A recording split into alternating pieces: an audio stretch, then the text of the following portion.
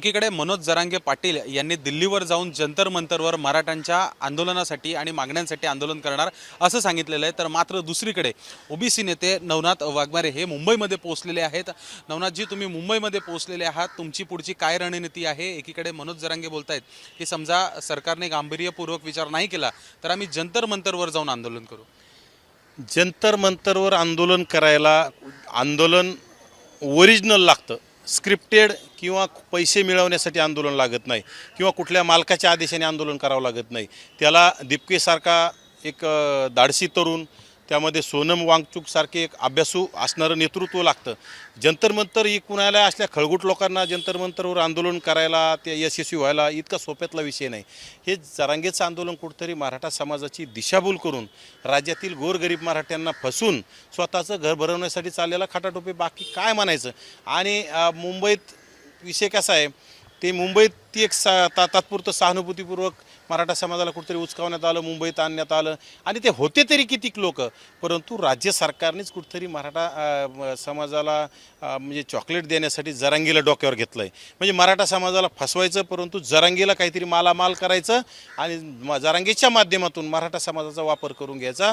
आपल्या सरकारला कुठेतरी आपल्या गादीला धक्का लागला नाही पाहिजे, हे सगळं प्लॅन आणि सगळं व्यवस्थित पद्धतीने चाललं आहे। त्याच्यामध्ये जरांगे गुंतलेला आहे, परंतु मराठा समाजाला कळालं पाहिजे, सर्वसामान्य मराठा समाजाला ज्यावेळेस हे कळन त्यावेळेस लोक जरांगीला बुटाडानी हाणल्याशिवाय राहणार नाहीत। आणि विशेषतः हे सगळं शिंदे गटाच्या जो गट आहे, हे गट येणाऱ्या काळात मी म्हणतो जर भाजपनी त्यांच्या डोक्यावरला जर हात काढून घेतला तर तो गटच अस्तित्वात राहणार नाही, त्यांना कुठं पळावं हे सुद्धा कळणार नाही। आणि उद्धव ठाकरेंच्या त्यांना जाऊन लोटांगण घ्यावं लागेल, उद्धव ठाकरेंचे पाय एक दिवस चाटावे लागते, पण जोपर्यंत बीजेपीचा त्यांना आशीर्वाद आहे तोपर्यंत तो गट चालणार आहे। आणि त्या गटाचे प्रमुखच कुठेतरी जाती तेढ निर्माण करण्यासाठी, जातीवाद वाढण्यासाठी जरांगीला सपोर्ट करताय, राज्यामध्ये गुंड पाळण्याचं प्रयत्न करताय, ओबीसी लोकांना टार्गेट करताय, ओबीसीचं आरक्षण संपवताय, 58 लाखाच्या आसपास बोगस नोंदीमार्फत कुणबी प्रमाणपत्र वाटप करण्यासाठी अधिकाऱ्यावर प्रेशर करताय आणि त्यातूनच ओबीसींचं अस्तित्व संपवण्याचा प्रयत्न करताय। आणि जे ओबीसींच्या हक्क अधिकारासाठी बोलतंय, जे खरं बोलतंय, आता एकनाथ शिंदेंनी जर बोगस नोंदीमार्फत प्रमाणपत्र वाटप करण्यासाठी प्रेशर केलं म्हणून आम्हाला ते खरं बोलावं लागेल आणि आम्ही ते खरं बोलतोय म्हणून त्यांचे काही गुंड भिकारचोट लोक, विचारसरणीचे लोक तिथं आमच्यावर सोडून आमच्यावर हल्ले करण्यासाठी आम्हाला जीवे मारण्याच्या धमक्या देण्यापर्यंत प्रयत्न करताय। हे सगळं एकनाथ शिंदेने समृद्धी महामार्ग असेल, असे मोठमोठ्याल्या नगरविकास खात्यातून करोडो रुपयांची माया जमून असे गुंड पाळून कुठेतरी सत्ता मिळवण्यासाठी चाललेला खाटाटोपे, बाकी काही नाही। आणि एकनाथ शिंदे असे गुंड पाळून जर ओबीसी नेत्यांचा आवाज, ओबीसी आंदोलकांचा आवाज बंद करत असतील तर गुंडापेक्षा एकनाथ शिंदेनीच समोर आलं पाहिजे। काल आम्ही एकनाथ शिंदेंच्या बाळासाहेब भवनसमोर, हे काही एकनाथ शिंदेंच्या बापाची प्रॉपर्टी नाही, ती शासनाची प्रॉपर्टी, सत्तेत आहे म्हणून त्याला कुठेतरी जागा मिळाली, परंतु पाऊस आला म्हणून आमचे सहकारी, आम्ही तिथं बरोच आमचे कार्यकर्ते, आम्ही समाज बांधव तिथं बोलत होते, पण पाऊस आल्याच्या नंतर आम्ही तिथं गेलो तर तिथं ते जरा शिंदे गटाचे काही भिकारचोट विचारसरणीचे लोक तिथं आम्हाला पार आमच्यावर हल्ला करण्याचा प्रयत्न, आमच्यावर शिवीगाळ करण्याचा प्रयत्न। ही कोणती शिंदेची विचारसरणी आहे? म्हणजे शिंदे त्यांना जाणीवपूर्वक सांगतात काही, शिंदेने उत्तर दिलं पाहिजे। शिंदे यांना पोचतायत हे सगळ्या जगाला माहिती आहे, परंतु ओबीसी नेत्यावर हल्ले करण्याचे, ओबीसी नेते संपवण्याचं कट शिंदे करतायत का? आणि हे ओबीसीने सुद्धा, राज्यातील ओबीसीने डोळे उघडून पाहिले पाहिजे। शिंदे गटात जे ओबीसी समाज काम करतो ह्याच लोकांनी सुद्धा डोळे उघडून बघितलं पाहिजे आणि विशेषतः याचं उत्तर शिंदेने दिलं पाहिजे। अर्थातच एकीकडे बघायला गेलं तर तुम्ही सांगताय रणनीती एक आखायला तुम्ही मुंबईत आला आणि काल जो प्रसंग घडला त्यामुळे मंत्रालयासमोर कुठे तणावाचं वातावरण देखील काही वेळ झालं होतं, पोलीस प्रशासनावर देखील एक वेगळा दबाव जो आहे तो झाला होता। नेमकं काल कोणी केलं, याच्या मागे कोण होतं आणि कोणकोणती लोक होती? हे बघा, राज्यातील सर्व समाजातील, वेगवेगळ्या पक्षातील, वेगवेगळ्या घटकातील लोक मुंबईला आपापले कामं घेऊन येत असतात आणि मुंबईमध्ये अशा घटना घडल्या नाही पाहिजे। प्रत्येक माणूस 2-4 लोकांच्या याने येत असतो। आता आज तुम्ही आमच्यावर हल्ला करताना आम्हाला सुद्धा करता येतो, परंतु आमच्यात ती भिकारचोट वृत्ती नाही। आम्ही फुले शाहू आंबेडकरांना मानणारे आहोत आणि आम्ही लोकशाही मानणारे आहोत, परंतु दादागिरी, गुंडगिरी, झुंडशाही मानण्याचा आम्हाला कुठलाही आमचा उद्देश नसतो। आणि त्यांनी जर 2 हात करायचे म्हटल्यानंतर आम्हाला काय हात नाहीत का? आम्ही गावगाड्यातले आणि ती शिव्या देत आहे, त्यांच्या शिव्या त्यांनी शिव्या देत आहे, परंतु ओबीसींच्या शिव्या जर त्यांनी पाहिल्या तर त्यांच्या अंगावर कपडे राहणार नाही, एकनाथ शिंदेच्या अंगावर कपडे राहणार नाहीत। परंतु एकनाथ शिंदे ह्या ज्या लोकांना पोचताय, एकनाथ शिंदेच्या नावाने ते आम्हाला धमक्या देत आहे, आमच्या नेत्यावर बोलू नका, का बोलू नका? तुमच्या नेत्याने आमचं ओबीसीचं अस्तित्व संपवलं आम्ही का बोलायचं नाही? म्हणजे हुकुमशाही का एकनाथ शिंदेची या राज्यामध्ये, या देशामध्ये काही हुकुमशाही आहे का?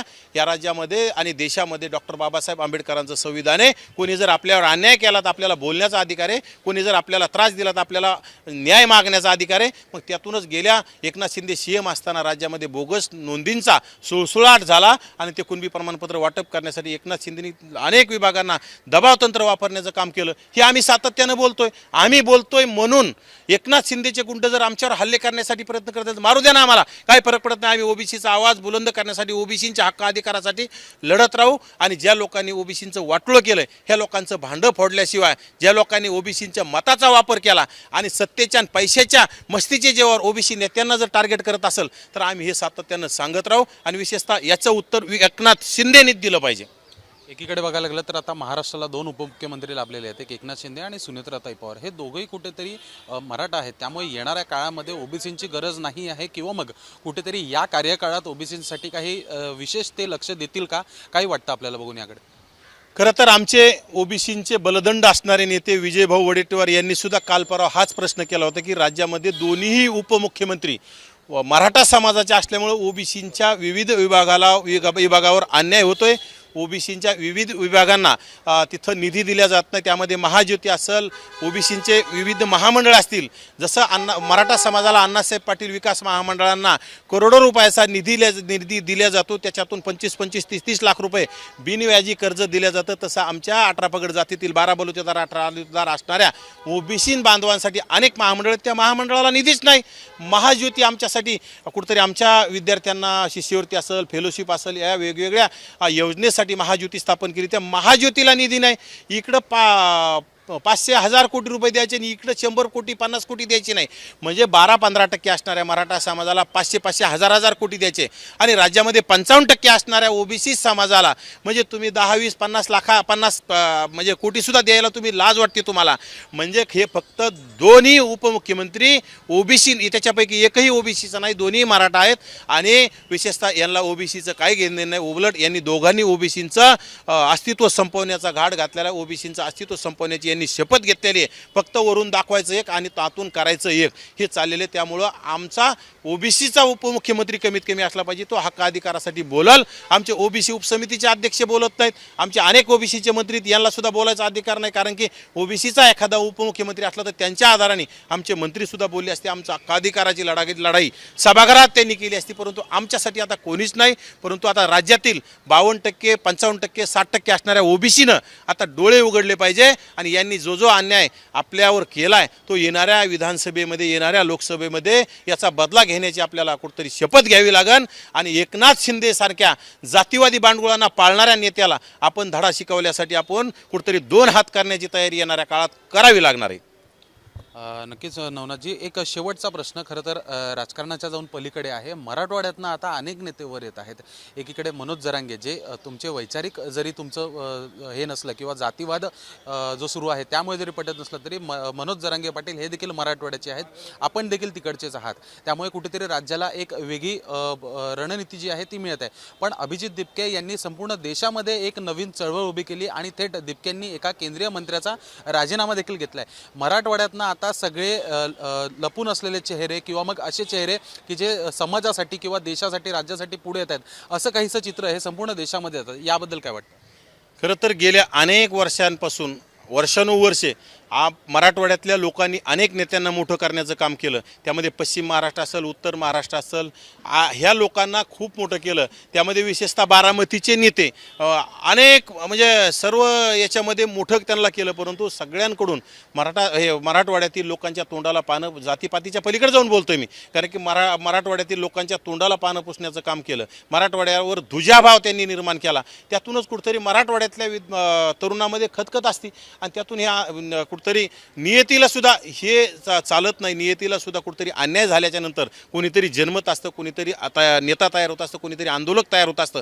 त्यातूनच कुठतरी आता मराठवाड्यावर गेल्या अनेक वर्षापासून अन्याय होतोय आणि त्या अन्यायाला वाचा फोडण्यासाठी मराठवाड्यातून आता नेते तयार होत आहेत. परंतु त्याच्यामध्ये दिपके असतील, आम्ही असतील, हे सातत्यानं, परंतु नेते ओरिजिनल असले पाहिजे. ज्या दिपकेने लोकसभा आणि संसद हलवून दाखवली, ह्या अशा दिपकेंसारखे अभ्यासू आणि विशेषतः कुठंतरी आपल्याला आपला स्वार्थ नाही. जरांगेसारखे स्वार्थी नेते, कुठल्याही फायद्याचे नेते उद्याच्याला पुन्हा कुठंतरी पश्चिम महाराष्ट्रातल्या नेत्यांच्या दावणीला मराठवाड्याला नेऊन बांधण्याचं काम करतील. परंतु दिपकेचं नेतृत्व वेगळं आहे आणि जरांगेचं वेगळं आहे. आम्ही तर ओबीसी चळवळीत काम करत आहोत. आम्हाला कुठल्या नेत्याशी, आम्हाला कुठल्या याच्याशी घेणं देणं नाही. आम्ही आमचं हक्क अधिकार मिळवण्यासाठी आम्ही लढतोय, सातत्यानं लढत राहू. पण विशेषतः मराठवाड्यावर वेळोवेळी अन्याय झाला आहे, त्यातूनच हे नेते जन्माला आलेत किंवा ह्या राजकीय याच्यामध्ये प्रवाहात येत आहेत, ते आपल्याला पाहायला मिळत आहे. अर्थातच अभिजित दिपके ज्यावेळेस महाराष्ट्रामध्ये आले, संभाजीनगरमध्ये आले, तेव्हा अनेक जणांनी त्यांचं जाऊन स्वागत केलेलं आहे. अनेक राजकीय भेटीगाठी झालेल्या आहेत. तुमची त्यांच्यासोबत भेट झाली का? तुमच्यामध्ये काय संवाद झाला? पुढे जाऊन काही एकत्र काम करण्याबद्दल किंवा कोणत्या मुद्द्यासाठी तुम्ही एकत्र येणार का? एकतर अभिजित दिपके यांची माझ्या मते राजकीय वाटचाल दिसते आणि आम्ही राजकीय वाटचालीपासून 4 हात लांब आहोत. आम्ही कुठेतरी सामाजिक चळवळीत काम करतो. परंतु दिपके अभ्यासू आहेत एवढं सांगू शकतोय. परंतु त्यांचा प्रभाव वेगळा, आमचा प्रभाव वेगळा आहे. परंतु एक मागासवर्गीय, इतर मागासवर्गीयातील तरुण आहे आणि कुठंतरी मागासवर्गीय, इतर मागासवर्गीयाचं कुठंतरी नेतृत्व कोणी स्वीकारत नाही.